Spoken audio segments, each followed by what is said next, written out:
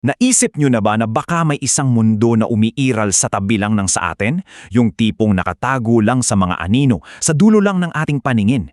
Isang mundo na, well, mas madalas nating nararamdaman kesa nakikita. At ngayon, yun mismo ang sisilipin natin. Parang isang sinaunang kasabihan, di ba? Pero isipin nyo, isa itong paalala na baka may mga nilalang tayong kasama sa ating espasyo na hindi natin namamalayan. At sila yung mga bida sa mga bulong-bulungan na naririnig natin mula pa noon.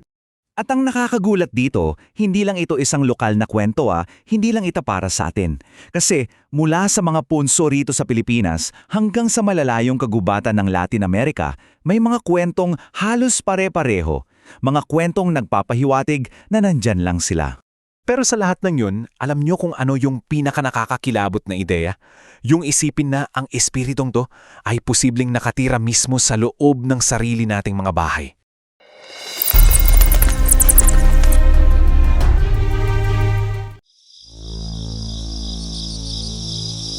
So ano ba talaga ang duwende? Well, yung salita mismo galing sa Spanish na dueño de casa. Ang ibig sabihin niyan, master of the house o yung amo ng bahay. Grabe, di ba? Sa pangalan pa lang, may ideya na agad ng kapangyarihan na may nagmamay-ari sa espasyo natin na hindi natin nakikita. Sige, pag-usapan natin kung paano nga ba naging ganito kalanap yung paniniwalang to. Paano ito kumalat at nag-ugat ng ganito kalalim sa iba't ibang kultura sa buong mundo. So isipin nyo parang isang kwentong naglakbay patawid ng karagatan. Nagsimula yan sa Espanya, tapos dinala ng mga mananakop sa Latin America at sa huli, nakarating din dito sa Pilipinas.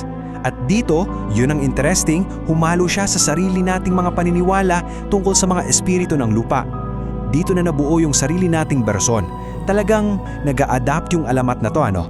Okay, so para malinaw lang, pag sinabi nating duwende, hindi ito tumutukoy sa iisang klase ng nilalang Isipin nyo na lang na parang isang umbrella term, isang pangkalahatang tawag para sa napakaraming uri ng espiritu. Mayroong mababait at maganda, pero mayroon ding mga sobrang nakakatakot. Dito natin makikita kung gaano kalaki yung pagkakaiba nila. Halimbawa, sa Espanya, nandun yung Anjana. Sila yung mga magagandang tagapag-alaga ng gubat, halos parang mga diwata na. Pero sa kabilang dulo, nandun din yung Trasgo. Ito na yung mga panggulo, mga peste sa bahay na ayaw mong makasama. So kita nyo, from guardian angel to total pest, ganun kalawak yung mundo nila. At hindi lang sa Espanya yan. Kung pupunta ka sa Belize, maririnig mo yung Tata Duende, na ang kwento wala raw hinlalaki. Sa Mexico naman, medyo creepy, kasi sinasabing nakatira sila sa pader ng bahay at sinusubukang gupitin yung mga kuko mo sa paa habang natutulog. Sa Peru naman, sila naman yung warakla, mga espiritu ng umaga. So, bawat lugar may sariling twist. Patunay lang talaga kung paano nagbabago yung kwento depende sa kultura. Sige, mula sa malawak na pagtingin sa buong mundo, i-focus naman natin yung usapan dito sa atin, sa Pilipinas. Kasi dito, mas personal at mas malalim yung paniniwala natin sa kanila. Dito sa atin, ang pinakasikat na tawag sa kanila ay Nuno sa Punso. Isipin nyo yung itsula, isang matandang lalaki na may katawan ng isang maliit na bata at nakatira sa mga punso o anthill. Yung imahe pa lang, pamilyar sa atin, pero at the same time, medyo nakakagambala, di ba? Tabi-tabi po. Dalawang salita lang yan pero napakahalaga. Hindi lang yan basta paggalang. Para sa marami, isa itong ritual. Isang insurance kumbaga para maiwasan yung galit ng nuno at yung mga posibleng kapahamakan na pwedeng idulot niya. At huwag niyong isipin na mga lumang kwento lang to. Meron tayong isang personal na kwento dito. Isipin mo, naliligo yung tita niya tapos biglang may duwending lumabas kasabay ng tubig galing sa gripo. At ang mas malala, ayaw bumukas ng pinto. Just imagine that fear. Dito na nagiging totoo yung alamat, di ba? Kung sa tingin nyo matindi na yun, itong susunod mas grabe pa.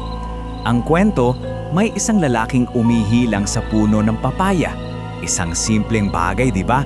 Pero pag uli niya, napansin niya na yung, alam nyo na ay parang tuli at namumula. Sabi ng albularyo, gawa raw ng duwende. Ito yung malinaw na babala na wag mong babastusin ang teritoryo nila. May kapalit talaga At marami pang ibang pwedeng mangyari ayon sa mga paniniwala. Kapag nagalit daw ang nuno, Pwede kang magkaroon ng biglaang mataas na lagnat, mga pantal na hindi maipaliwanag, pananakit ng katawan na hindi gumagaling sa gamot, at yung pinakasikat nga, pamamaga ng ahem, ari. Minsan pa nga, may mga kwento ng pagtatago o pagkidnap sa'yo ng ilang araw. Hindi siya basta-bastang sakit. Para sa mga naniniwala, ito ay parusa. Okay, so mula sa mga pisikal na engkwentro at mga parusa, lumipat naman tayo sa isang, mas malalim, mas filosofihikal na konsepto.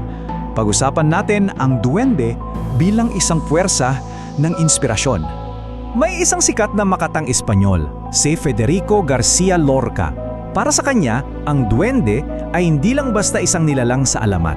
Sabi niya, ito ay isang mahiwagang kapangyarihan na nararamdaman ng lahat at walang pilosopong makapagpapaliwanag. Isang puwersa na nasa loob natin. So paano yun? Para kay Lorca, yung totoong sining, yung may bigat, hindi yan galing sa langit o sa mga anghel. Galing daw yan sa duwende, isang madilim at makalupang apoy sa loob natin. Ito raw yung connection natin sa lupa, yung pagkaalam natin sa sarili nating kamatayan. Yung daw yung nagbibigay buhay sa pinakamalalim na sining, tulad na lang ng nararamdaman mo pag nanonood ka ng flamenco. At dito na tayo bumabalik sa pinakasimula, di ba? Sa misteryo. Dahil matapos nating pag-usapan ang lahat ng ito, merong isang tanong na naniiwan pa rin. Ang mga duwende, ang mga nuno, sila ba ay parte na lang ng ating kasaysayan? Mga kwento na lang ng lolo't lola? O baka namang nag-aabang lang sila sa mga anino? Naghihintay na makalimutan natin sila para mas makalapit sila. Naghihintay lang sila na maging kampante tayo para mas makapasok sila sa mundo natin. Ang sagot? Baka nasa tabi-tabi lang.